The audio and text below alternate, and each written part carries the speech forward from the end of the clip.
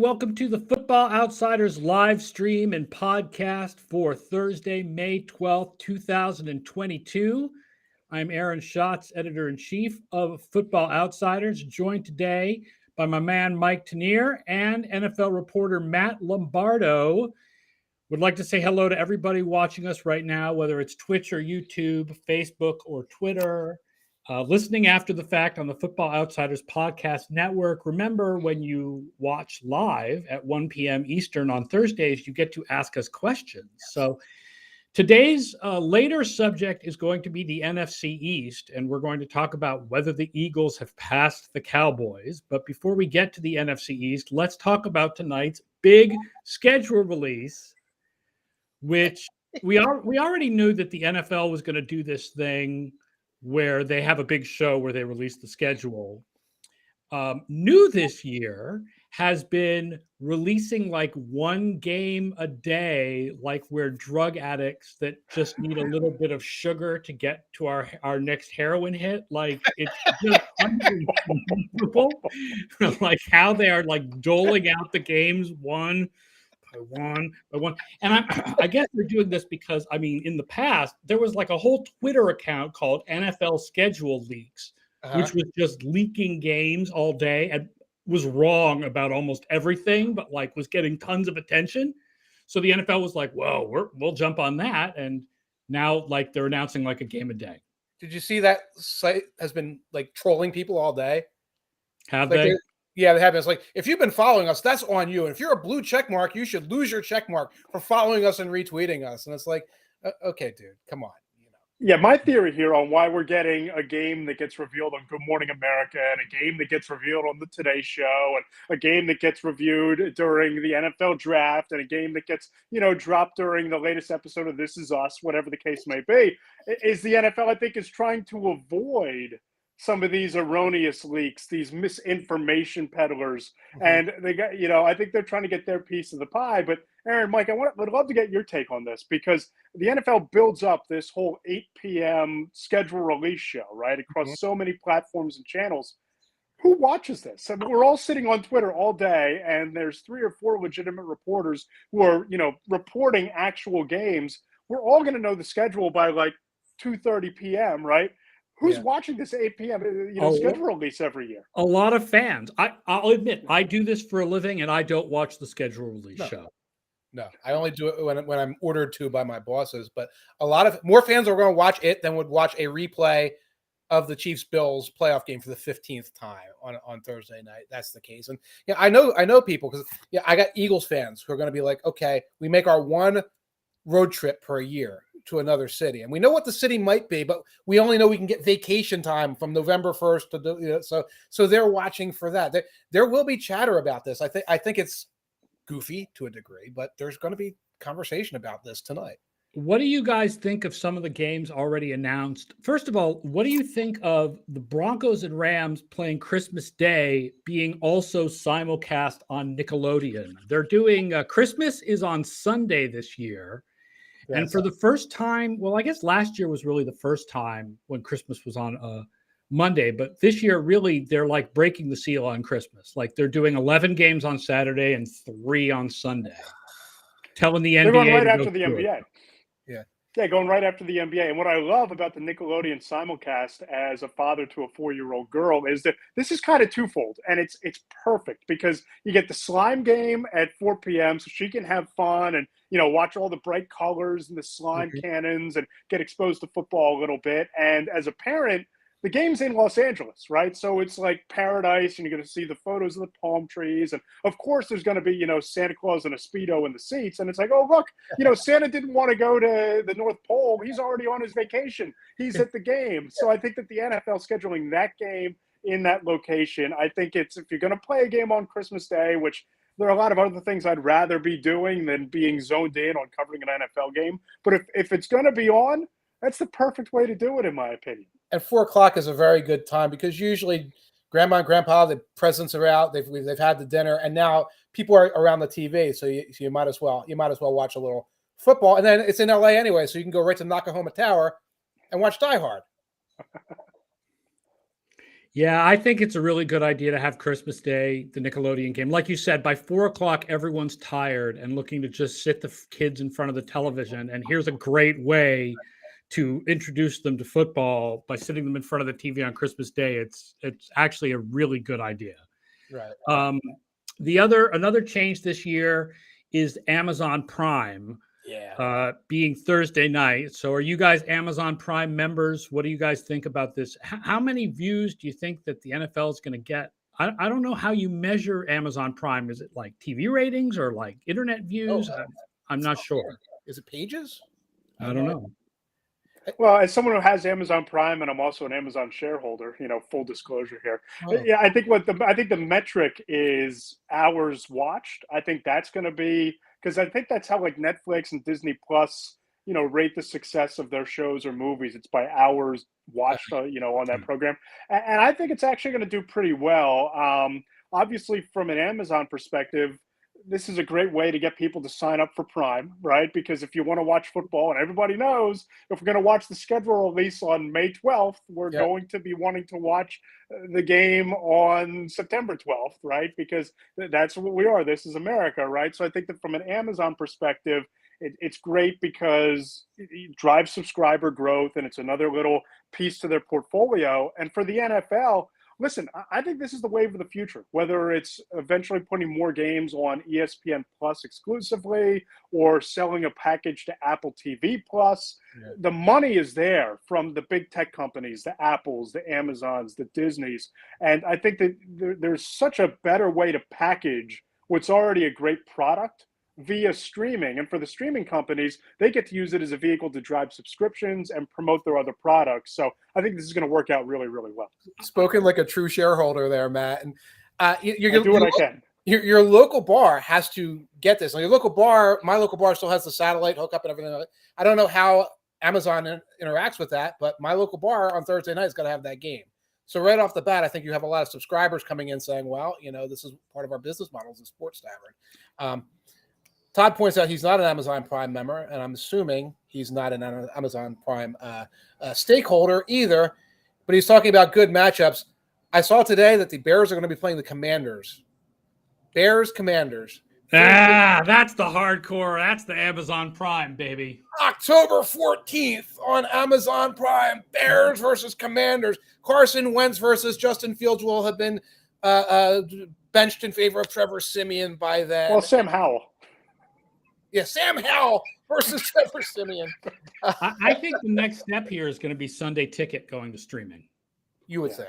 There's really no reason why Apple TV or Amazon could not outbid AT&T, and there's no reason for Sunday Ticket to be on satellite now that streaming exists. Like the next step is going to be putting Sunday Ticket on streaming sometime in the next couple of years, I would think. And I will say, as far as the home team playing, which Todd Singer mentions, as far as I know, the rules still will have the games over the air in the home markets. Right. So, for example, when the Patriots play, it'll be on Channel 5 here in Boston, some channel in Philly, et cetera, when teams play. Here's the other interesting schedule announcement, I thought. The Monday Night Football doubleheader. Last year, they got rid of the opening night doubleheader, which was one game at 7 and one game at 10. This year, they're having a new Monday night doubleheader in week 2, except it's not a doubleheader. It's two games simultaneously. It's Titans at Bills at 7 on ESPN, and then Vikings at Eagles at 8:15 on ABC. So you're going to have to choose between the games, which I'm kind of bummed about. And one of the nice things about these island broadcast windows is that everyone is watching the same game. Right. Although I like a 7:30 kickoff. I'd like a 6 o'clock kickoff because I'm an early bird. But the two game, I think that's manageable because you can channel surf and they're going to be staggered endings and things like that. So I can kind of see the rationale there. I'm wondering why it's week 2 and not week 1. Well, I think there's going to be a few of these per year. I think there's going to be, 2 or 3 of these per season under the new TV deal. And I don't really love it for the same reason that Aaron doesn't love it, because, the nice thing about these primetime games is it's the only game in town. And Twitter is actually a tolerable place when everybody's live tweeting just one game, right? And, in my what I call the football command center here, I have the 3 TVs, especially comes in handy on Sunday, covering the entire league. But, I have to wonder if you're going to stagger these 2 games, is there going to be an equivalent of, NFL Red Zone for Monday night doubleheaders? Because it's not a true doubleheader. And I feel like if you have to choose between one game and the other, unless you're one of the teams in the home market, you're kind of alienating the rest of the country being able to watch these complete game broadcasts. So I'm sure they did a lot of due diligence. I'm sure there's a theory as to why they structured it this way. I just don't get it.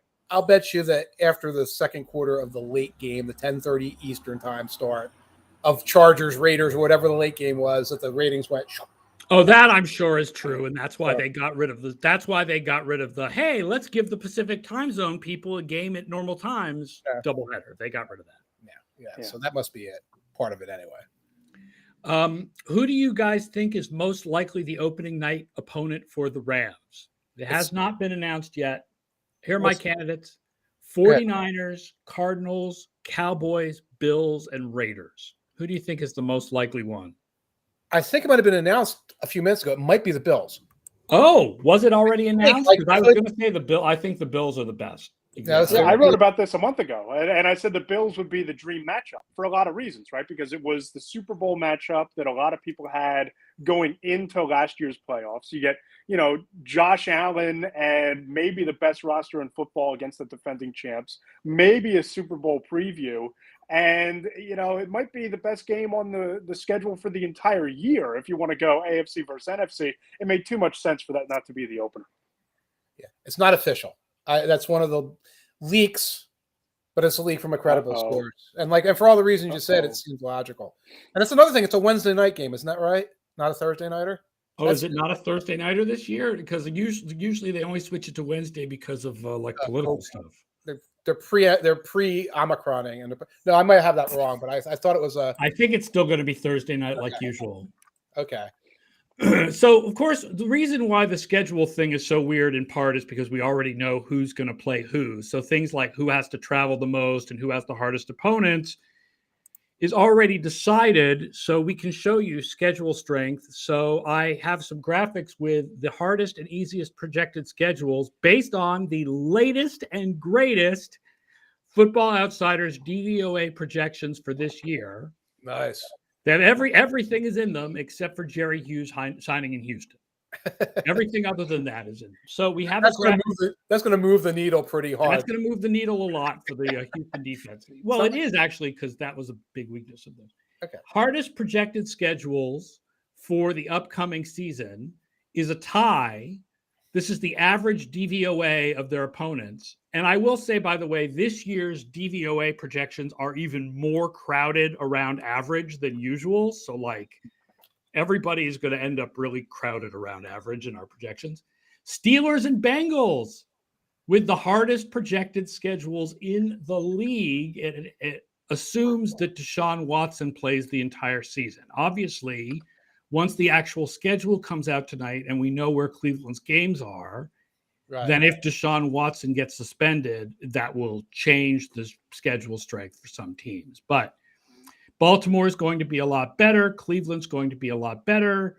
Pittsburgh should have a better defense than last year. We're expecting regression from their defense, even if their offense is a pit of hell. The Bengals should be better than our numbers had them last year, closer to what their actual win-loss record was.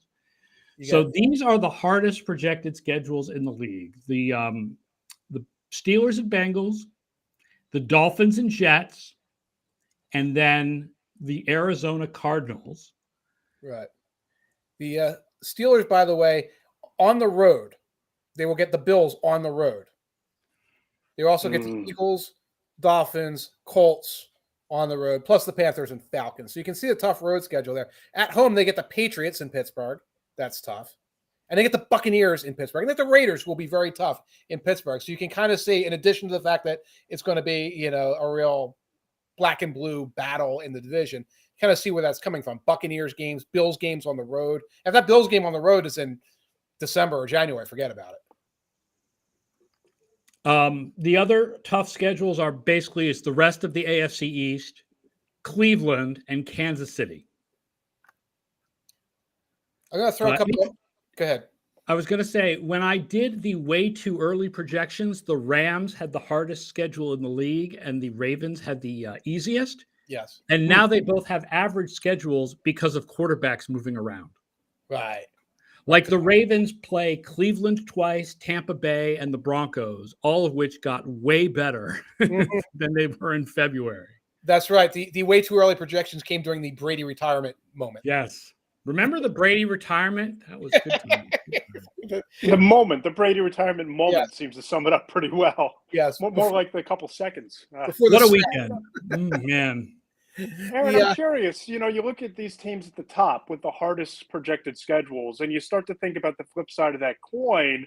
And I know we're going to talk ad nauseum about the NFC East a little bit later, but I have to believe that when you look at the rebuilds going on in New York and Washington, the NFC East has to rank near the bottom of this thing, right? Oh, yes. Bring up the graphic. You couldn't be more right.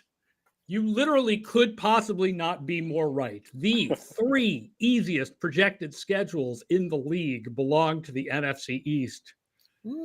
Starting with the Philadelphia Eagles, who have by far the easiest projected schedule in the league. Then the Cowboys and the Commanders.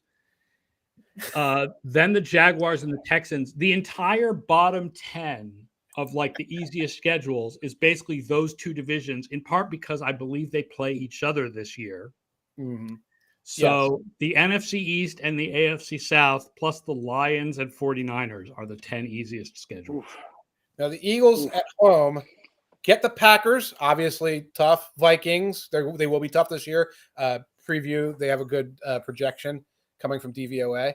Jaguars, Titans, who I think we all think is kind of be on the decline this year, and the Saints and Steelers, who they're middling. So that seems reasonable. On the road, the Eagles are going to have the Bears, the Lions, the Texans, the Colts, who again probably in that middle tier, and the Cardinals, who kind of up and down. So it's not like ridiculous, but there's enough Jaguars, Bears, Lions, Texans, and of course New York Giants to see where that easy schedule projection is coming. And let's all be honest, as far as the NFC North goes, the Packers are not as dangerous as they were last year without Devontae Adams.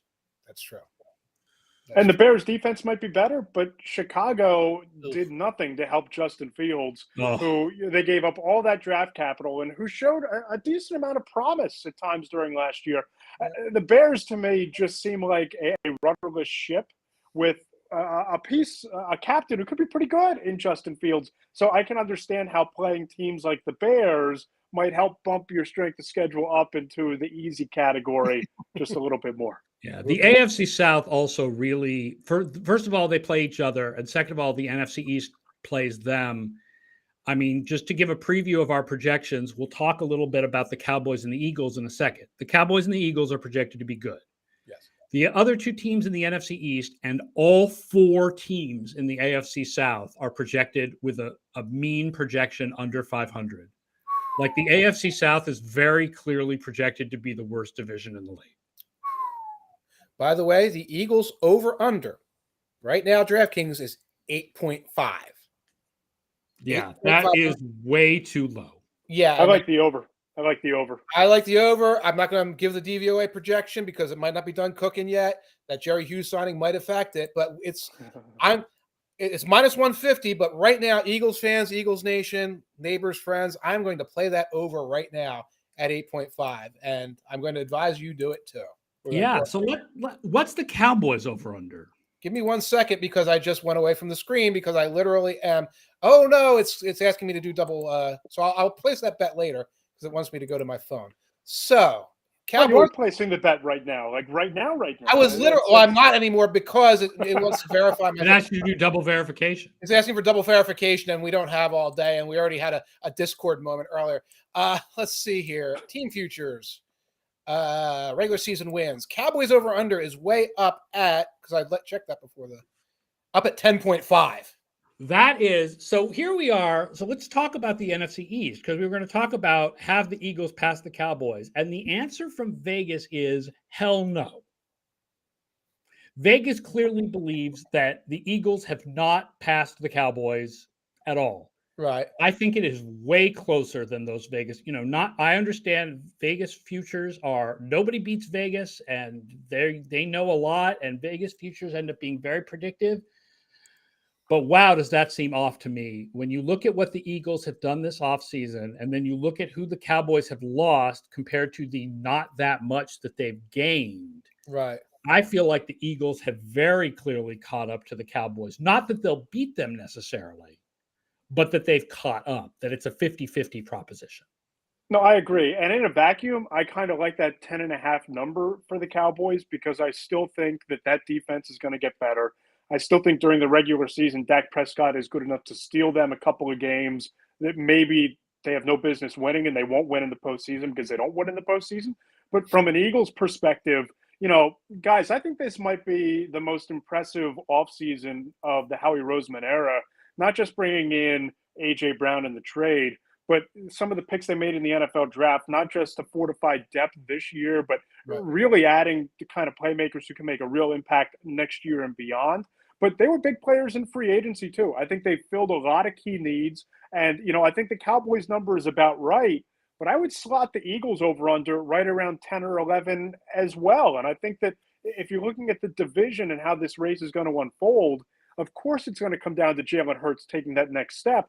But the Eagles have done everything possible to facilitate him taking that step. He has the weapons now at every position on offense. The defense got better at all three levels. And I think that when you have a schedule where you're playing teams like the AFC South, like the Giants twice, like the Commanders twice, I think 10 wins is kind of the floor for this team going into this year. Yeah, I totally agree. Pass rush. I mean, talking about getting better, I understand there's definitely still questions at cornerback. Zach McPherson, I don't know anything about Zach McPherson, and he's probably starting outside corner for them. But Hassan Reddick plus Brandon Graham coming back from injury is a huge addition, 2 huge additions to that pass rush. Plus, on the offensive side, A.J. Brown. Right. Yeah, right. And we're all in the same place. Well, we have to see the evaluation finally of Jalen Hurts. If he just does what he does last year, if he's like, well, it's still this guy who scrambles a lot and is gutsy, but like misses passes over the middle and underthrows passes deep, I still think that's 8, 9, 10 wins. I still think, If you give him better receivers, you give him A.J. Brown plus Devontae Smith. I think we all assume receivers, second year, probably take a step forward. Yeah. Like, even if Hurts is the same quarterback, he's better because his receivers are better. Right. And he was a tick, and Devonta Smith was a tick below 1,000 yards as a rookie. You put A.J. Brown on the other side, who's a threat to be 1,100, 1,200 yards. The Eagles haven't had a 1,000-yard receiver since Jeremy Maclin back in 2014. Ooh. If Hurts takes an incremental step forward, I think that they have a chance of having 2 1,000-yard receivers. Miles Sanders, if he stays healthy, he's a dynamic playmaker catching the ball out of the backfield as well as a runner. Mm-hmm. Dallas Goedert continues to be a matchup nightmare. And I know Brandon Brooks is no longer there, but the Eagles just keep replenishing along the offensive line. And they're 2 deep along the offensive line, might be the best 2 deep in the NFL. So if Jalen Hurts doesn't take that step forward, then you wash your hands and you look ahead to the draft next year or the veteran quarterback market, and you take a crack at it with one of the best supporting cast of skill players in the league. So I think the Eagles have really positioned themselves well, not only this year, but over the next 2 seasons in a division that outside of the Cowboys, who habitually underperform in the postseason, there's not a lot of competition at the top of the NFC East right now. And I think the Eagles are best positioned to take that mantle and run with it. I'll add that for people who haven't seen on Twitter, Ben Baldwin from The Athletic has been doing some estimates of offensive line quality that are based on Pro Football Focus's grades plus aging curves and what rookies normally do, et cetera. And I believe he has the Eagles projected as the best pass blocking line in the league. Like, they have a really good offensive line. I mean, I know we have a good offensive line. I said we. I just weed us. I respect. Weed us. You double That's weed. What fandom is all about. He's looking over my shoulder at all times. He's looking over my shoulder at all times. looking at it, and you can help me with this, you might be a little more dialed in. Lane Johnson, we know what that is. Kelsey, he's aging. Yeah, looking at this, Mailata has developed. Landon Dickerson can step in and really be a pretty special player in year 2. And then you've got depth and you've got Samalu. That is a pretty strong line. Do either of you know anything about the cornerbacks? Because that's clearly their biggest hole. McPherson, other than Darius Slay. I can tell you McPherson at the beginning of last training camp, the couple of days I spent there, looked like the second coming of Darius Slay or of Ronnie Lott or of something like that. And then as the game started to get more meaningful and the fact that he was a 4th round runaround guy, it sort of showed and it sort of exposed that he wasn't ready for that. But he was a very strong shower in early training camp. So I don't know. I'm not penciling him in as a playoff caliber cornerback right now, but I know where this is coming from. This is somebody that impressed that coaching staff early last year. And again, there's corners on the market. If the Eagles need to try and grab somebody in June, they could grab a veteran if they chose to. Yeah, I think the fact that they didn't prioritize. Go ahead. Yeah. Mike Kurtz points out that replacing quite literally the worst wide receiver last year, according to DVOA, with A.J. Brown would even make Danny Dimes look good. Jalen Reagor, ladies and gentlemen. Did Reagor pick last? I thought somebody was below Reagor. Hold on. I think Reagor was last. I feel like that's all I would have been talking about for the last 4 months. Oh, no, maybe Robbie Anderson last, but Reagor was right there. McLeod. Ray McLeod was last. Ray McLeod was last. Reagor's down there, yes, but Pascal. Wasn't Pascal in Indy last year? He was in Indy. He was. Blaze. Those guys were all at the bottom anyway. Reagor sucks. So, yes, replacing Reagor with A.J. Brown is awesome. Matt, go ahead. Yeah, no, I was just going to say that I think the fact that they didn't prioritize cornerback in the early rounds of the draft and they haven't gone out and made a marquee signing at corner probably shows you that they're confident in McPherson taking that next step. And if that's the case, I mean, obviously you look at what's happening around the NFL with wide receivers getting paid, and you look within the division at the wide receivers he's going to have to line up against. You know, they're obviously believing he can take that next step. And you have Slay, who's an all-pro on the other side. So, you know, I think from the Eagles' perspective, they needed to address the pass rush. And Hassan Reddick was a top 4 in pass rush win rate last year. He, I think, is one of the more underrated free agent signings of anybody in the league. And he's coming home. So there's a lot of added intrinsic motivation there for him to, you know, have a breakout season. So I think that the Eagles are going to be one of these teams that takes a big step. But again, Jalen Hurts has to take the leap. If he doesn't take the leap, then it doesn't matter what other pieces you have around him. Right. If he doesn't take the leap, then what they are is I think if he doesn't take the leap, they still go like 10-7, and then they lose in the first round of the playoffs. That's what I'm thinking. I agree. Like with this schedule and with the additions that they've made, like that 8.5 number is just way too low. And then Dallas, you know, they lost Amari Cooper. They lost Randy Gregory. Those are 2 really big. Is that your cowboy hat? Talking Cowboys. And the only thing they've really added as veterans is James Washington. I mean, they added the rookie left guard, and Sam Williams was Zach Sear's favorite sleeper at pass rusher, but he's less of a sleeper in the second round than he would have been in the 5th. Right. They really, I mean, Cooper and Gregory are fairly large losses, although Gregory is less of a loss because it's not like he was playing all year last year, right? Like we already seen what they look like without Gregory because half the year they didn't have Gregory. Right. When I just flipped over the depth chart and I saw James Washington listed as a starter, I nearly cracked. No, he's their slot receiver now. He's listed as a slot receiver. This is a guy who the Steelers just put anybody on the field for years. And I liked Washington coming out of college, but this is who is replacing Amari Cooper. And you're worried about an injury to Gallup coming back, and you've lost Cedrick Wilson. So I guess, I don't know, I'm looking it up right now. Is Noah Brown in there as the number 4? I don't see this phenomenal playmaking core that I've seen in the past. And you also lost Dalton. Did you use Darwin or Schultz? I always get them mixed up. Darwin is gone. Schultz got franchised. Darwin is gone. They lost Schultz. So, and they brought in Ferguson in the 4th round. He's actually a pretty good prospect, but this isn't like some dynamic, over-the-top, awesome offense around Dak Prescott. And by the way, on Football Outsiders, on walkthrough, if you'll see, I was talking about Derrick Henry. We talked about the running back who had the least missed and broken tackles last year. It was Zeke. It was Ezekiel Elliott. You still got a backfield that is costing you a lot of money and not really providing a lot of bang for the buck. Hey, hot take alert. Get the sirens going here. I got one coming in for you. I actually think that losing Cedrick Wilson is going to be a bigger loss than losing Amari Cooper. And, I look at what Wilson was able to do from the slot last year. He was productive in that role, a little bit of a matchup nightmare. He goes to Miami where he can kind of flourish in Tyreek Hill's shadow. Mm-hmm. The rest of the league told you what it thinks about Amari Cooper. What did Cleveland trade him for? Like a fifth-round pick? I mean, it wasn't very much. Correct me if I'm wrong. I don't think it was, the blockbuster deal that the not after what happened after that. Yeah, what Adams or Hill? No. Of course, and I think the league has kind of shown you that they now view corners like the 16th or 17th quarterback in the league, that receivers are now worth the 15th or 16th quarterback money in the league, that it's a premium position. And Cooper didn't fetch that kind of a market. The Cowboys are betting big on CeeDee Lamb, and I know that he has speed, and I know that he can be the guy who can be the dynamic playmaker. He's shown it in flashes. They're betting that he's going to do that consistently for 17 games. He has to go out and do that, or they're going to be in a little bit of trouble here. But I do think that losing both Cooper and Wilson, nobody talks about losing Cedrick Wilson.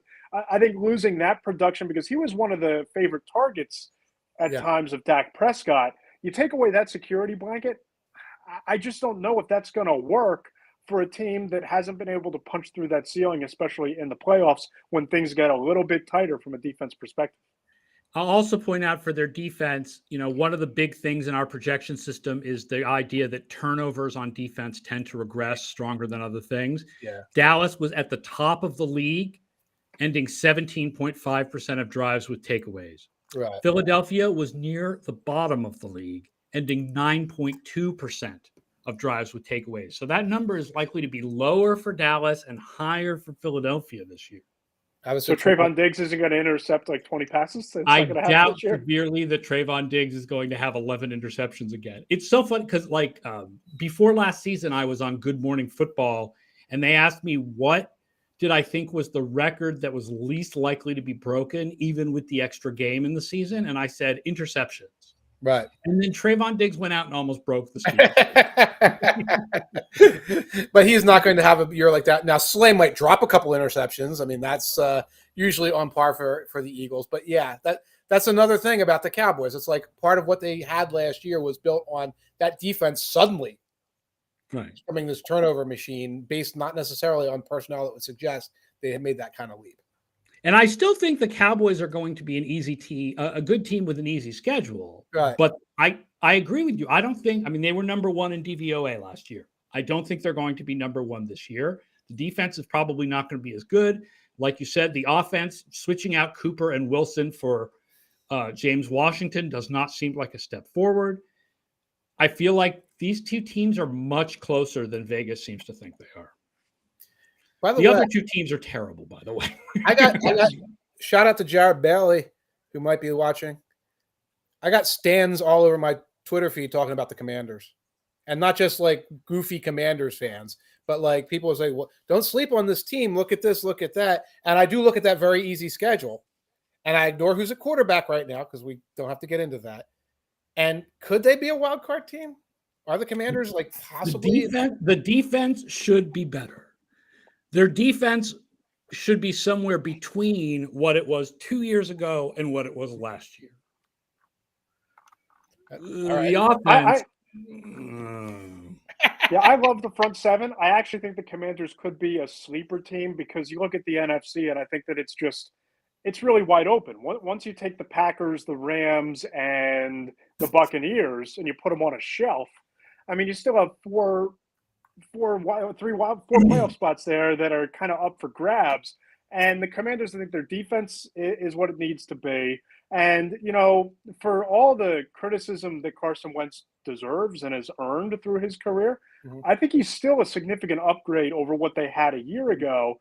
And you're dropping him into an offense with Terry McLaurin, Jahan Dotson, and Antonio Gibson, who I think is one of these dual threat running backs who could really break out this year. They have the chance to win some 27-23 slugfests They against a keep tough not schedule. letting Antonio Gibson break out, though. Right? Like, they I keep know. like, oh, we brought McKissick back, and we went out and we drafted another running back in the third round. And it's Yeah. like, like from a fantasy perspective, for example, I feel like the Antonio Gibson breakout is just never going to happen. Right. Cost me a playoff win last year. Yeah. Well, how many wins? Because I know you don't have the over/under in front of you, Matt. How many wins would you put the Commanders in on? I think maybe 8. I think they can get to 8 with that schedule. 8 and 9 seems fine. That 7.5 is the number. At -125, I have a personal philosophy of never betting on Carson Wentz to do anything except break your heart, so I won't touch it. But I think that's what we're talking about. Because like, oh yeah, they're the team that could be the final playoff team at 8 and 9. Yeah, you could certainly talk me into that, but talking me into anything beyond that is impossible. Oh, they're not going to win a playoff game. No, but I think that, you look at the landscape of the NFC, even the NFC West, you look at the strength of schedule that you guys flashed up earlier, and the Cardinals were one of the 4 toughest schedules in the league. So they have to go against the Rams twice, they get the Niners twice, and who knows what Seattle's going to be. Right. But, those teams, my point is, are going to beat each other up. I don't know that anybody's going to take a leap towards overtaking the Packers. The AFC South is a nuclear fallout zone. The NFC South is outside of Tampa Bay. So I just think that there's a sweet spot there for the Commanders in that defense. And look, Ron Rivera is too good a coach for them not to incrementally improve, at least in my opinion. And I think they have the pieces in place and the talent in place to do that. Now, whether they're going to reach double digits, I don't think so, but I think they can win, 8 or so games, which might just be good enough for that last wild card spot. By the way, I don't think Carson Wentz and Taylor Heineke, I think are very similar. If you're really looking for Wentz, not the meme version of Wentz, but where he lands in, this guy who can produce these sort of random flashes of big plays and then go into these long droughts where it's like, my God, he's overthrowing everything. Difference being Heineke had no expectations, so we're like, pleasantly surprised, and Wentz has expectations, and we are perpetually disappointed. Right. This feels like the end of the line for him, right? Sorry, what? This feels like the end of the line for Carson Wentz. Like, if you don't get it done here as a starting quarterback, you're hopping on the Ryan Fitzpatrick career backup. You're not. Right? He's never going to be a career backup. You know that, Matt. I think given the whole locker room presence concept, he's not someone people are going to want around as a backup. No. This is Great it. Point. Yeah, this is it for just sort of disappearing out the back door. And so, we'll see. We'll see if he perceives Sam Howell as a threat. Interesting dynamic. Sam Howell never eats a burger or steak. And the one thing that's left about Carson Wentz that's not completely dorky is the fact that he's very willing to go out and kill an animal and eat it. That's the one thing about him that's still really, really cool. So it's an interesting dynamic right now. Yes, but is he willing to put it in the grinder? So maybe he has steaks, but not burgers. He made cheesesteaks out of venison when he was. That actually sounds kind of awesome. In the 8.56. So, and I'm guessing it was pillar to post. He or like somebody close to him did everything with that deer. So you're willing to make a case for the Commanders as a possible wild card contender. Will you make the same case for the Giants? I'll make a case that the Giants have a strong case as the number 1 pick in the NFL draft next year. That's the case that I'll make. I mean, I look at this team and look, we could talk all we want about this being the best offensive line that Daniel Jones has played behind. They picked up 2 veteran Band-Aids, right? I mean, these aren't the long-term solutions. I love the Evan Neal pick. I love Kayvon Thibodeau as a pass rusher, but I think people have anointed Azeez Ojulari as a future Hall of Famer just a tad too soon. They might have the worst secondary in the NFL. We all talk about the receiving core that's going to be better this year. They're going to have better receivers. Well, what if Kenny Golladay is just the Kenny Golladay who showed up in training camp last summer and injured his hamstring during the 3rd practice, and you never saw him for 3 more weeks and never got off the ground? What if Kadarius Toney is just untapped potential? And what if Daniel Jones, just close your eyes and imagine for a minute, what if Daniel Jones just is a turnover-prone, wildly inconsistent quarterback with really high highs, but a lot more lows in terms of, the trajectory of his skill set. It is really hard to think of a quarterback who has been below replacement level in his first 3 years, who then got it together. That is really hard to think of. People in New York were talking about the year 3 leap last year. Josh Allen made the leap in year 2. Patrick Mahomes made the leap in year one of as a starter, year two of his career. The year three leap is a myth at the quarterback position, but the Giants keep holding on to that hope with Daniel Jones. Now, maybe Brian Dable, gets a little bit more out of him. Maybe Saquon Barkley stays healthy, but I think the Giants have a far better chance of having the worst record in the NFL than of pushing for a playoff spot next season. You know what the over-under is? I keep staring at this right now, making sure. The over-under for New York Giants wins is at 7. That seems too high to me. That seems like too high by double. Yeah, I'm going to be predicting that they go 4-13.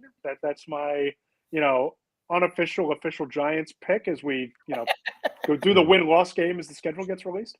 Joey Sucks says maybe he'll be like Rich Gannon and have a year 8 leap. I mean, the thing about Gannon and things like Kurt Warner and stuff those are guys who didn't play in their first couple of years, right?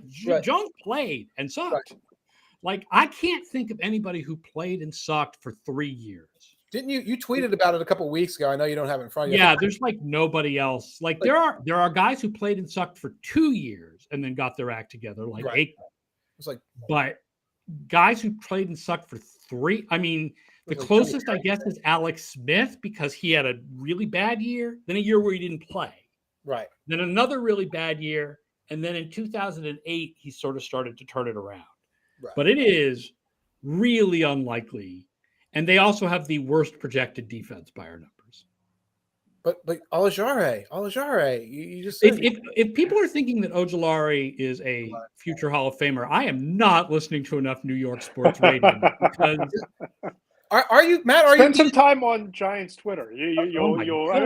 I mean, fans Thibodeau. I'm a big Thibodeau guy. I think Thibodeau is great, but Ojulari is a useful player, but also the secondary. I don't get a lot of that. It's just this. Everybody I've talked to in terms of Giants are like okay with the rebuild, and you're getting a different sense of this, Matt, or is it? Oh no, I think that Joe Schoen has done a really great job of since taking over.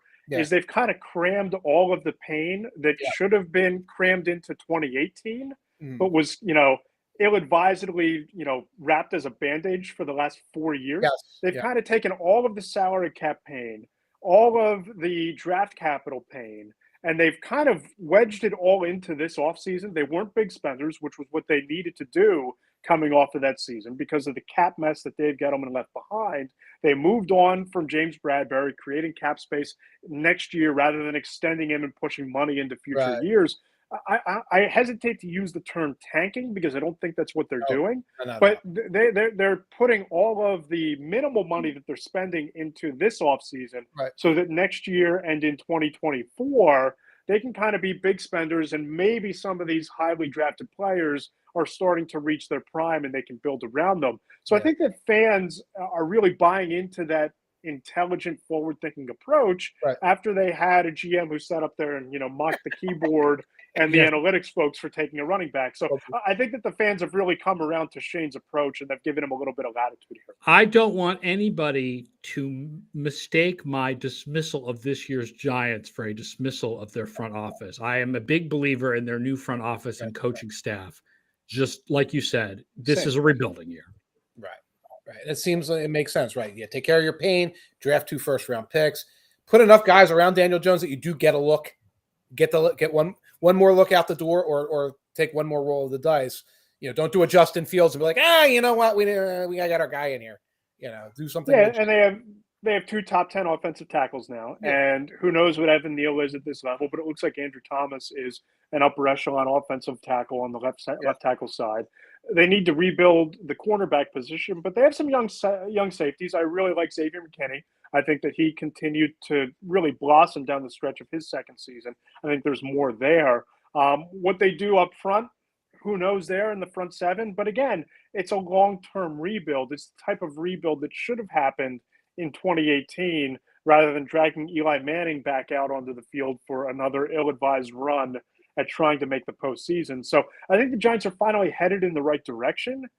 If only that means this year that they're one of the worst teams, if not the worst team in the league. Right. Yeah.